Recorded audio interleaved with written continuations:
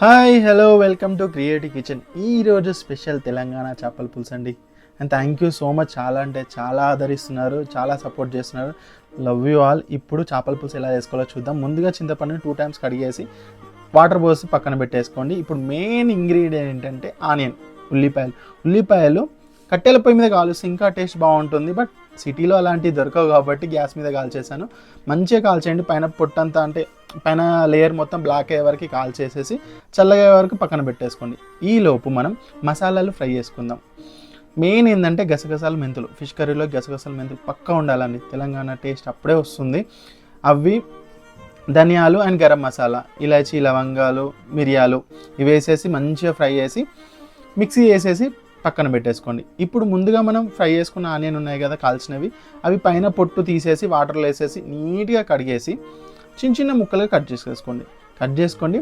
మనం ముందుగా మిక్సీ పట్టుకున్న మసాలా ఉంది కదా, అందులోనే ఈ ఆనియన్స్ ముక్కలు కట్ చేసి దాంట్లో వేసేసి చాలా అంటే చాలా మెత్తగా మిక్సీ చేయండి. కొంచెం కావాలంటే వాటర్ వేసేసుకోండి. వాటర్ వేసుకొని చాలా మెత్తగా మిక్సీ చేసేసి పక్కన పెట్టేసుకోండి. ఇప్పుడు మెయిన్ ఇంగ్రీడియంట్స్ ఫిష్ కడగడం. చాలా అంటే చాలా కష్టం అనుకుంటారు, కానీ ఇలా ఒకసారి కడిగి చూడడానికి చాలా అంటే చాలా బాగుంటుంది. ఫిష్ని 2 times కడిగేసుకొని అందులోనే పసుపు, సాల్ట్ కొంచెం 2 spoons ఎక్కువ వేసుకొని, ఇది టోటల్ 1.5 kg ఫిష్ అండి. దాంట్లో పసుపు కూడా చాలా ఎక్కువ వేసుకొని ఒక్కసారి మంచిగా కలిపేసి కమ్సేమ్ ఒక 10 minutes పక్కన పెట్టేయండి. 10 minutes పక్కన పెట్టిన తర్వాత 2 times మళ్ళీ వాటర్ పోసి కడిగేసుకోండి. ఇప్పుడు ఫిష్ ఫ్రై కోసం దాంట్లో మంచి మంచి ముక్కలు తీసి పక్కన పెట్టాను. ఫిష్ ఫ్రై వీడియో మళ్ళీ పోస్ట్ చేస్తాను, చూస్తూనే ఉండండి. ఇప్పుడు ఫిష్ పులుసు వేసుకుందాం.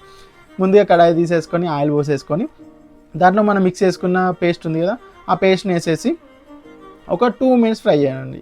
2 minutes ఫ్రై అయిన తర్వాత అల్లం వెల్లుల్లి పేస్ట్, పసుపు, సాల్ట్, కారం ఇది వేసేసి ఒక 2 minutes మూత పెట్టేసి కొంచెం ఆయిల్ పైకి వచ్చేదాకా ఫ్రై చేయండి. పైకి రాగానే ఫిష్ ముక్కలన్నీ వేసేసి కలిపేసేసి ఒక 2 or 3 minutes పక్క సిమ్లో పెట్టేసి ఉడకనివ్వండి.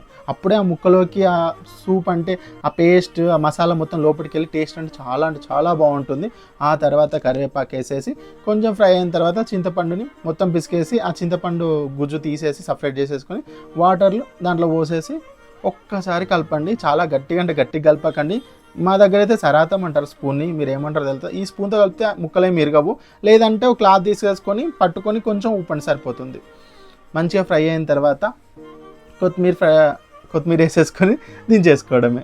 చాలా అంటే చాలా ఈజీ అండ్ చాలా త్వరగా ఉడికిపోతుంది అండ్ చాలా టేస్ట్ బాగుంటుంది. మా చీచుగాడు దీనికోసం అని చెప్పేసి అటాక్ తెంపుకొచ్చింది కింద ఓనర్ వాళ్ళది.